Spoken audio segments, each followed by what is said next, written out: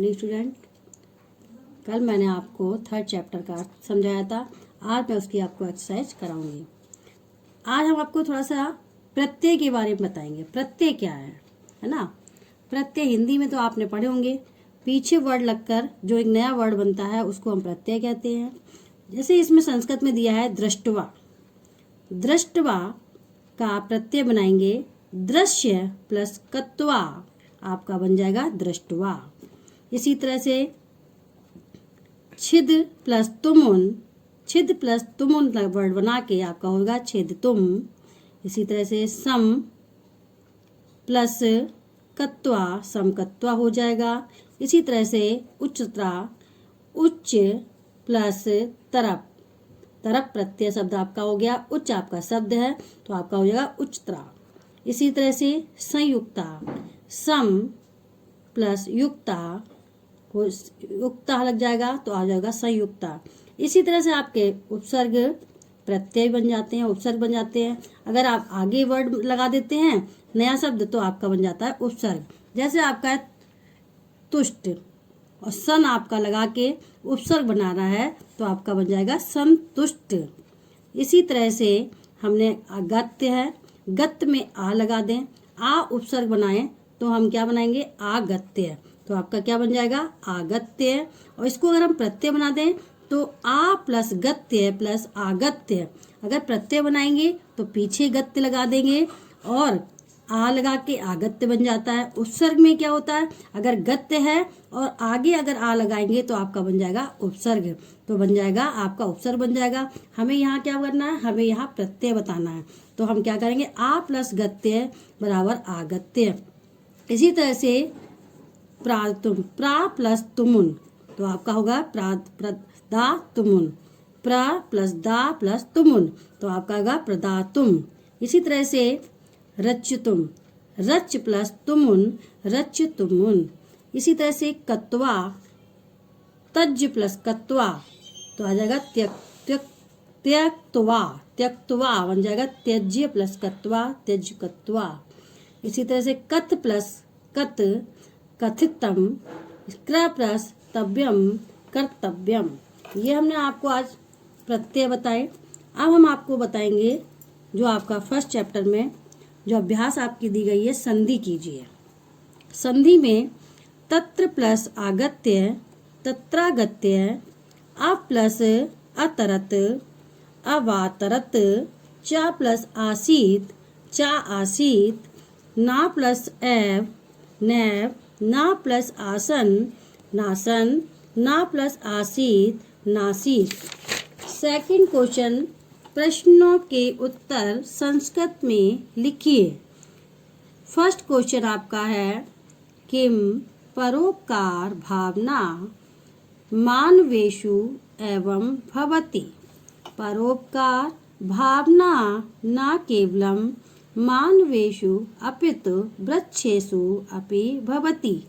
तो क्या है आपका आंसर बन गया आपका परोपकार भावना केवल मनुष्यों में ही नहीं अपितु वृक्षों में भी होती है। निम्ब वृक्षा आम वृक्षात कृदृशा आसीत। तो इसका क्या है, नीम की वृक्ष और आम के वृक्ष कैसे होते हैं। निम्ब वृक्षा आम वृक्षात अपि उच्चता आसीत। नीम के वृक्ष और आम के वृक्ष भी ऊंचे होते हैं। एकदा निम वृक्ष समीपे का अगजता। इसमें क्या है, एकदा मीन्स एक दिन, नीम के वृक्ष के पास कौन आया। तो आपका आंसर क्या है, एकदा निम वृक्ष समीपे राज्ञा मधुमक्षिका अगत्ता। एक दिन नीम के वृक्ष के पास रानी मधुमक्खी आई। आम वृक्ष कस्य भावनाया संयुक्ता आसीत। आम के वृक्ष की भावना संयुक्त भावना कैसी थी। आम वृक्षस्य परोपकार भावनाया संयुक्त आसीत। आम के वृक्ष की भावना परोपकार की भावना थी। का निम वृक्षस जीवनम अर्चता। कौन, निम वृक्ष की रक्षा किसने की। मधुमक्षिका निम वृक्षस जीवनम अर्चता। मधुमक्खी ने नीम के वृक्ष की रक्षा की। ये आपके क्वेश्चन आंसर थे। अब आपका आता है फोर्थ क्वेश्चन। थर्ड क्वेश्चन आप काट दीजिए। 4 क्वेश्चन देखिए आप। शुद्ध शब्द पर सही का चिन्ह लगाइए। शुद्ध शब्द पर सही का चिन्ह लगाइए। आम्र वृक्षा, आम का वृक्ष। अब इसमें देखिए आम का वृक्ष क्या था? देश भावना थी, स्नेह की भावना थी, परोपकार की भावना थी या संयुक्त की भावना थी। तो आम वृक्ष पर किसकी थी?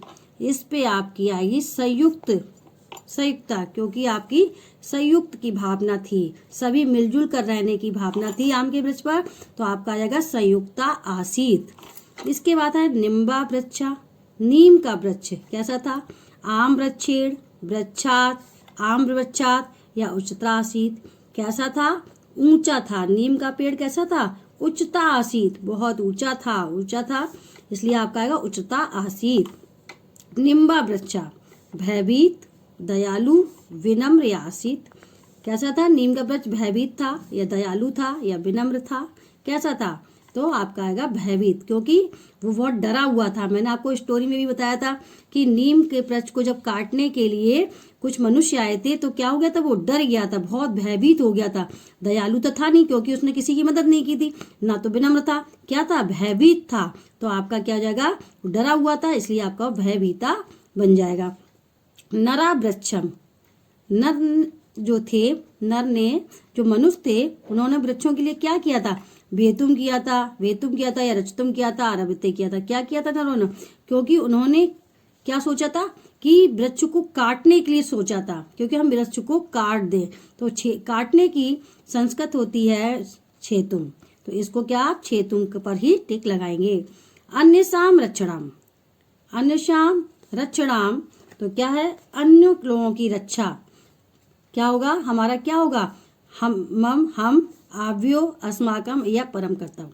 तो अन्य लोगों की रक्षा करना मेरा परम कर्तव्य होगा। तो आप किस पे लगाएंगे? परम कर्तव्यम पर ही आप टिक लगाएंगे। 5th क्वेश्चन आपका है शुद्ध संस्कृत रूप पर सही का निशान लगाइए। तो देखिए इस पर ध्यान से देखेंगे। ध्यान से, इसमें भी दिया है ध्यान से।